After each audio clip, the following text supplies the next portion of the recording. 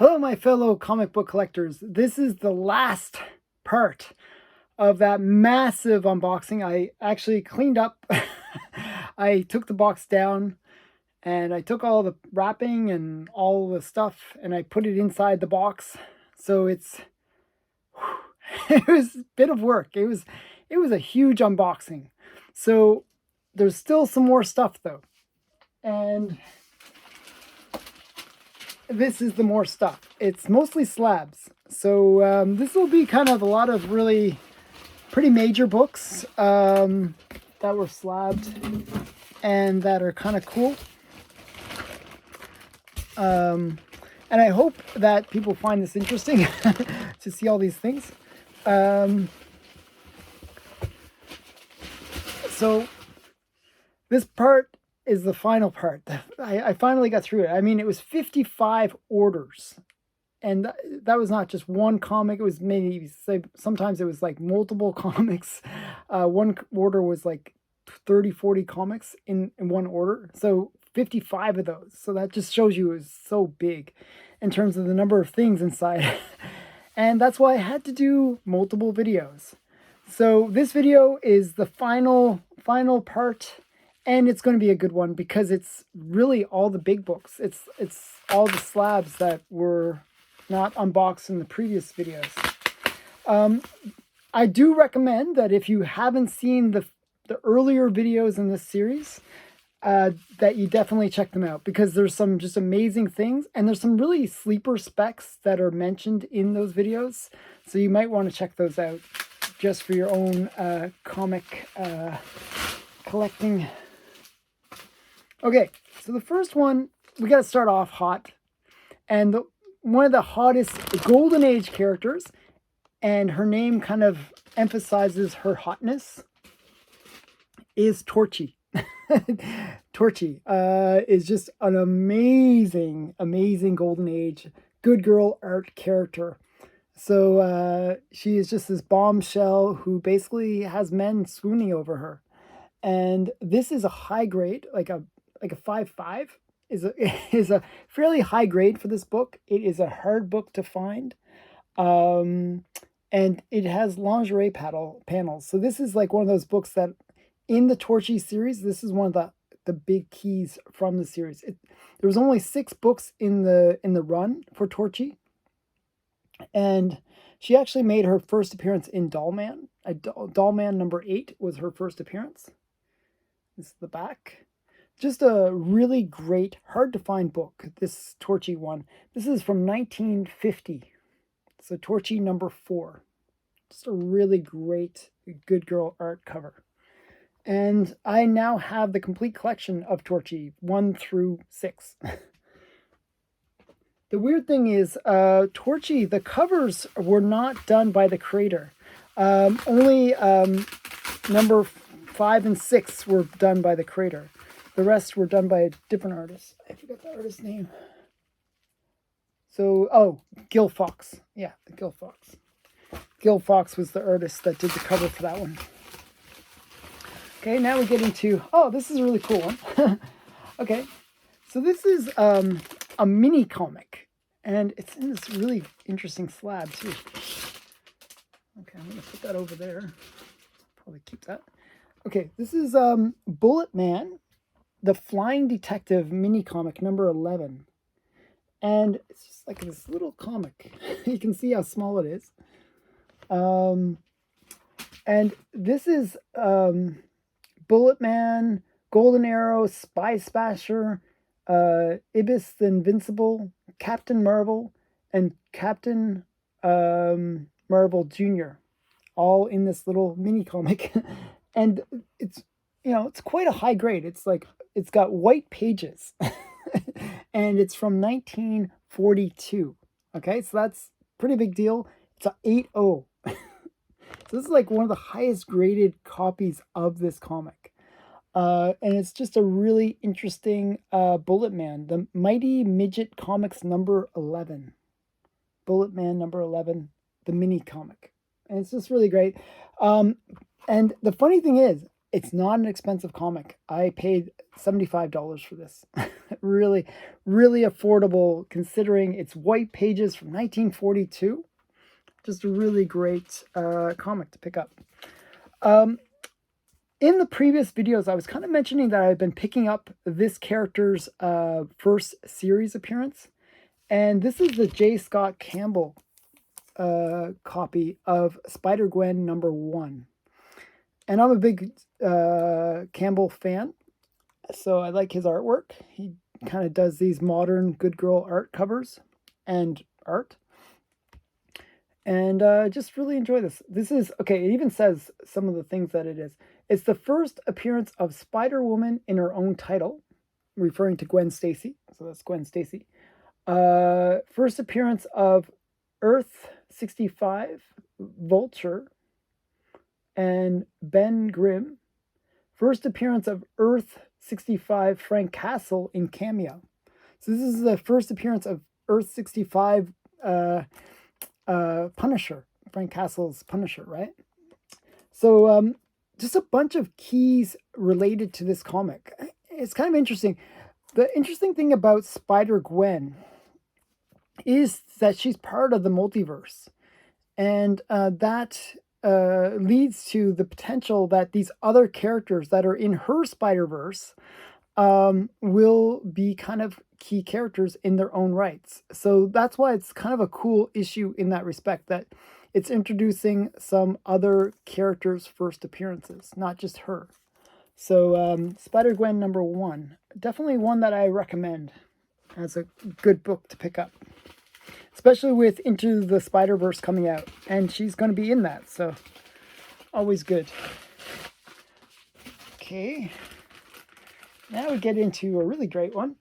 I was so happy to get this, and the guy, I negotiated again and got a really great deal on it. So this is Witch's Tales. Okay, I got to take it out of the plastic here. Witch's Tales #27.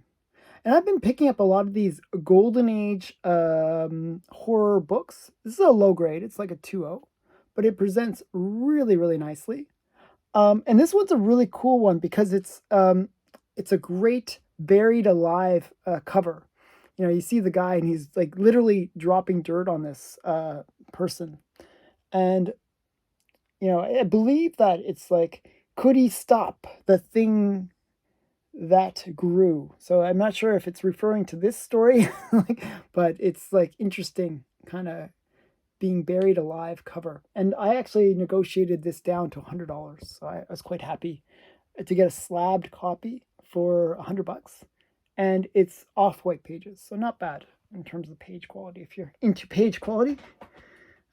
Okay, some more slabs. Okay, so in this collection, actually, I picked up a bunch more for my Wonder Woman collection. So I've been trying to finish my Wonder Woman collection. It is such a challenge to finish Wonder Woman collection. There's 329 issues in the first series of Wonder Woman. I am down to the last 20.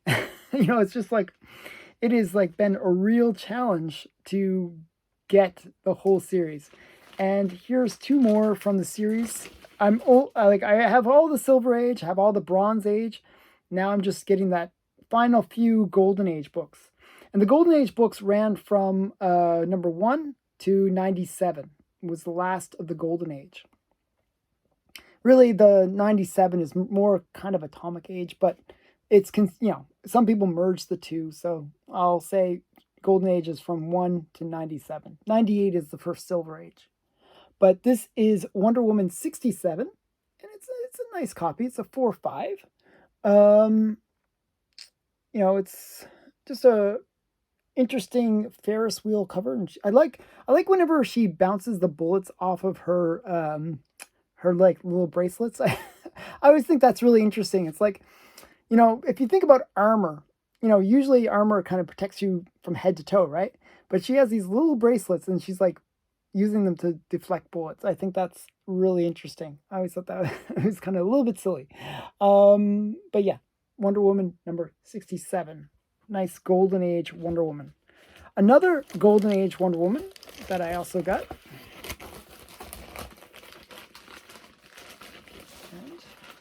is another order from Quality Comics. Was this one. Wonder Woman number 31. And this is they had a really good price on it. I was super happy to get this. I think it was $400, which sounds like a lot, but for the grade, it's a 6.5. It was a reasonable price. I think it was $300-400, that range. But yeah, just a really nice comic. I think I've mentioned many times that I like when people are miniaturized. This is Wonder Woman, like she's in the hand of either a giant or she's miniaturized. It says, reduced to the microscopic size, Wonder Woman wages her most amazing fight against the shrinking formula. So she's shrunk down here. That's kind of cool.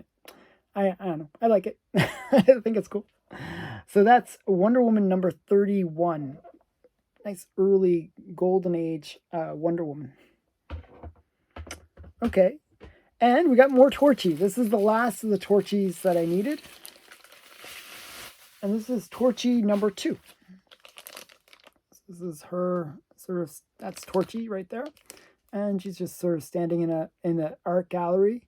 And all the paintings are looking at her. I'm not sure if you can see that. Let me take it out of the plastic. I usually rebag these because I like the Mylars better.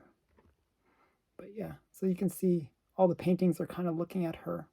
And this is Torchy number 2 from 1950. Really nice Gil Fox cover. So that's that one. I'll put that with my other Torchy. Okay, and then we got some more slabs. So I actually talked about this comic with Mark Allroyd. And I was saying how I really wanted to get it, and I was like really hoping nobody would bid on it, and I managed to win it for a good price. This is Sensational She-Hulk, and this is with white pages even, and it's from 1991, and it's Sensational She-Hulk number 34. It is the Demi Moore homage cover.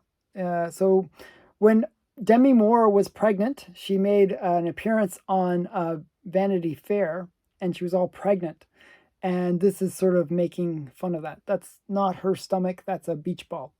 So it's her trying to look like Demi Moore. It says, "It's not fair to accuse me of vanity." I think, so the humor is there as well. I just thrive on controversy. So that is kind of making fun of the Demi Moore cover. I think that's really cool. Sensational She-Hulk, if they use the humor from the comics, I think it could be a really great series. So I'm really hoping that they go that humorous route. That's why I picked up these ones. This one, the jump rope one, are kind of ones that I think are kind of the keys from the She-Hulk series. So definitely a hot book, I think. Sensational She-Hulk 34. Okay, now we get into some other stuff. We get into the Web of Spider-Man. This was actually, I believe it was Swagglehoss that was talking about books that you could sort of pick up if you wanted to create a cool collection and just have like all the kind of like cool books for a reasonable price. Like just a kind of cheap collection to put, but one that would be respectable. And I thought this was a really good choice. He mentioned this book, Web of Spider-Man number 1. It's a great cover, like a really great cover, I think. I got a 6.96 grade one, so it's a reasonably high grade. And it wasn't expensive. It's like, this is like a $30 to $50 book. Like it's not like really, really expensive. But it's just a really cool one to have that first Web of Spider-Man one. Yeah. And it was a fairly long running series, Web of Spider-Man. So I thought that was kind of cool. Okay, next is another slab. And it's the Shazam slab. This was another one that Mark Allroyd. So Mark Allroyd had a big influence on this unboxing, maybe. This was one that he had in his collection. And I thought it was a really good spec. And this was actually pretty hot already. I can see that it was actually a pretty hot book. This is DC Comics Presents number 49.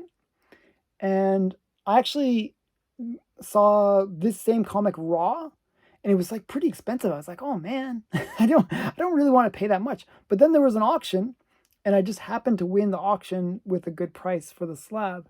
So this is Roy Thomas' story, and it's we got Captain Marvel, Black Adam appearance. But this is kind of the first one where you get that crossover between Superman and Shazam. I'm pointing the wrong way, but Superman, Shazam, and they're both fighting the Black Adam. And that's just kind of a cool thing. In a weird way, they kind of hinted at that within the last Shazam movie. So kind of they hinted at it in the respect that Superman kind of makes an appearance, very cameo appearance at the end of Shazam. So, who knows? This could happen in the movies at some point where you get the two iconic heroes fighting Black Adam. So yeah, that's kind of cool. So, and then we got another slab.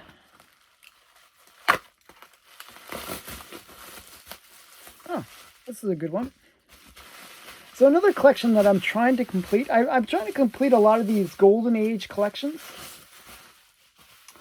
And one of the ones I was trying to complete was this one, Fire Hair. This is Fire Hair number 6. And Fire Hair number 6 is kind of an interesting issue because it's where they start using a different name. Even though it's Fire Hair in big in number 6, they call it Pioneer West Romances, starring Fire Hair. It's a weird title. I don't know why they chose to change the title, but it's Fire Hair number 6. So I've been trying to get the whole series. I believe it's 12 issues in all. I'm not sure. But yeah, this is just a really cool Golden Age character. Another one that was kind of lost to time. So, Fire Hair. And Fire Hair is a very affordable. It's, again, that was a 6. It's a 4.0. I paid $100. So actually, it was less than $100. It was $100 with shipping. So very, very affordable book. Actually, it's really cool because it's a Maurice Whitman cover too. Really great artist. If you're familiar with Ghost Stories, his covers go for a lot of money. So this is kind of a cool one to pick up. So, okay, so that's Fire Hair, and we're in the last little bit of comics here. And this looks like another order from my comic shop. Mixed in. Okay.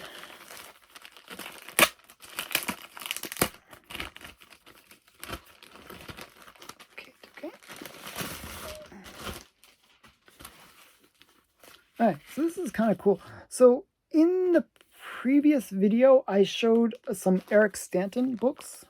So this is Eric Stanton's collection.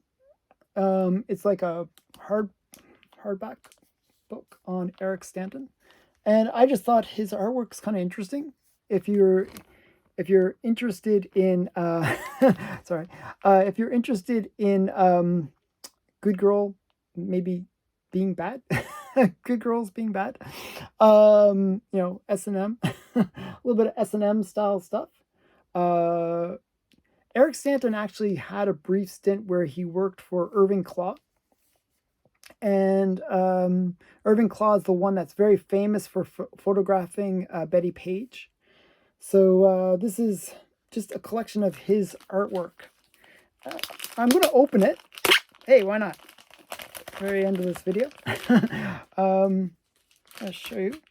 It's a mint copy of his book, but I'm going to show you it anyways because it's just too cool. Let me find some cool pictures inside. So it gives a lot of the history of his stuff, so you can see some of his artwork inside. And it's sort of a lot of females dominating other females or females dominating men. That was kind of his thing, Eric Stanton. some really crazy cover, like artwork in here. So just sort of lots of bondage, lots of horseplay. I'm not sure if you know what horseplay is, but that's horseplay. Just a really interesting comic and book, I should say. And I got it for less than cover. I think I paid $20 for this. So the cover price is $29. So I thought that was pretty great. It's always good when you can pick up something for less than cover. So it gives you a little history of the underground comic scene, and it gives a little history about Eric Stanton. I thought that was interesting. I'm a big history guy, so yeah. Okay, so now, okay, so this is the final little bits of Elf Lord. I showed a few in a previous, like the previous part of this video. And here it is, Elf Lord number 1. That's from the first series, from 1986. Elf Lord number 2. And if you read it, it kind of reads similar to, like, as I said in the previous video, it reads very similar to Lord of the Rings. It really reminded me of the first Lord of the Rings movie, actually. There's even a scene where they had to get onto the ferry boat, and there was a scene where they had to hide from the bad guys, and they were like all hiding. You know, there's a couple things like that. It's kind of weird. So this is Elf Lord number 2. Okay. And is there any more Elf Lords in here? Nope, that's it. Okay, so let me get into just interesting covers. This is kind of like controversial cover. This is Detective Comics Annual number 2. Sort of like the Men in Hoods kind of evil comic cover, you know, and Batman swooping in to defeat them. So I thought that was kind of cool. It's a very iconic cover, actually. Very famous cover from 1989. Then we got, this is also related to Elf Lord. This is Lynx, and it's Lynx Elf Lord Tale number 1. So I thought that was interesting. And then we got Hero Comics. This is, we got Baroness of Blood right there. And then we got Black Venus. I believe this is Black Venus. I'm just sort of looking at it, sorry. I'm pretty sure that's Black Venus. I'm pretty sure. Yeah. Oh, Black Angel. Black Angel. Black Venus. Black Angel. So that's kind of cool. So you got... So these are like... basically, ACG would bring back a lot of these Golden Age characters that were sort of forgotten. So I thought that was kind of cool. And then we got Captain Carrot and his Zoo Crew, number 1. I thought that was interesting. And we got Hawk in Windblade and the Lonely Places. This is Elf Lord again. I thought this was kind of a nice little elf cover. That was kind of cool. And then we got some more Men of Mystery. I thought this was another great cover. Men of Mystery number 40. Bondage cover. And like apes or something inside of spacesuits. So interesting. And then you got Black Terror in there as well. So they bring back a lot of these Golden Age characters. And then we got Salamander Smackdown. And this is the cartoon version of McSnurtle. I'm a big fan of McSnurtle. So this is the comic version of a DC Super Pets McSnurtle. So that's kind of cool. So that's his comic version, first appearance kind of style. And that's it. We survived the multi-unboxings for this mega box. And it was just it was just so huge. Just so many things.